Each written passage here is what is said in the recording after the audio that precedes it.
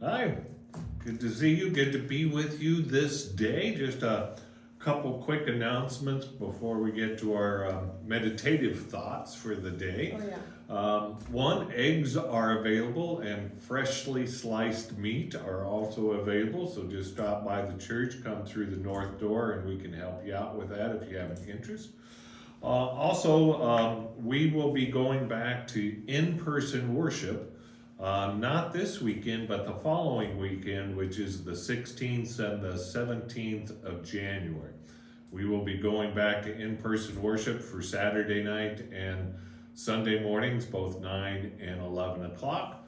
We will continue with the protocols that we had before our latest shutdown. That is, masks will be required.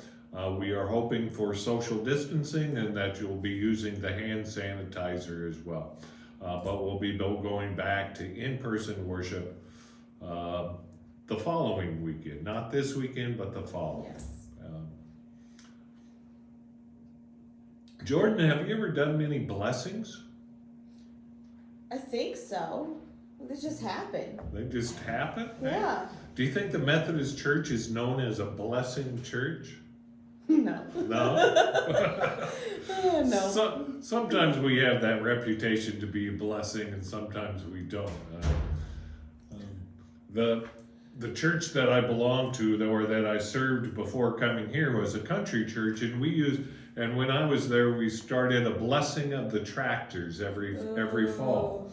As the farmers were getting ready to go out in the field for the harvest, we would have a time together to bless the tractors and the combines and the farmers, right, as they did that. I also have done the blessing of the pets. Have you ever done animal blessings? No, but I have brought my cats Yeah. to an Episcopal church for that. In our United Methodist book of worship, we have blessings for all kinds of things. I've done many blessings for houses as people move into new houses. Blessing for houses. We built a new parsonage and blessed the parsonage. Memorial gifts. We always have blessing for memorial gifts. We bless the backpacks every year. We bless the backpacks every year. So we really should be known as a church of blessings because we do a lot of them. We're just not known for that. No. But I wanted to share this story with you, and it's somewhat related to this Sunday, which is the Baptism of the Lord Sunday.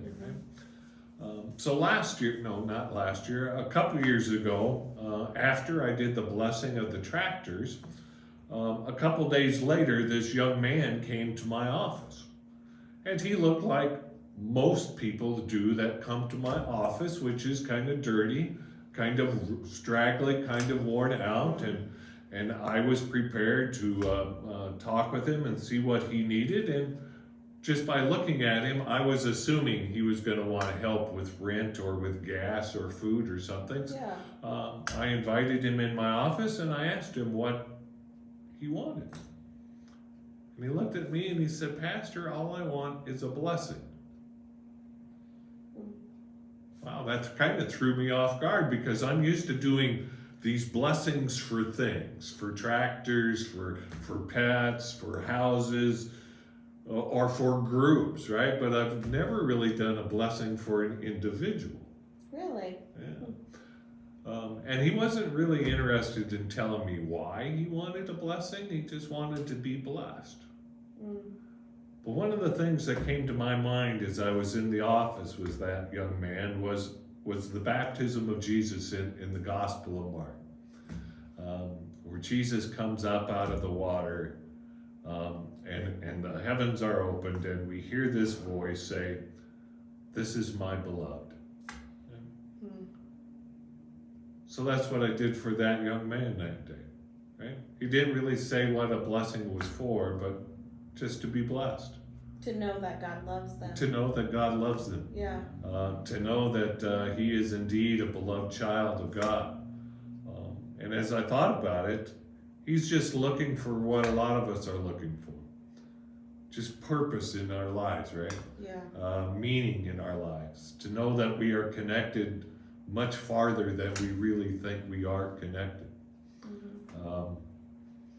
That's one of the reasons why my friend and I, every time we end a phone call, we shout "Blessed Assurance," like the song, and they respond with "Jesus is yours," and then the other person will respond also "yours." It's a reminder that God goes with them, no matter what. Perfect. Yeah. That's what that reminder is, right? Mm-hmm. That's what a blessing is. That's what our baptism signifies to us, that no matter what,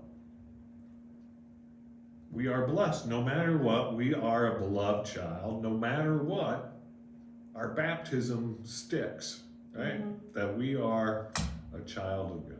Yes. So may you be blessed this day, and may you know that you are beloved. Go in Peace. peace.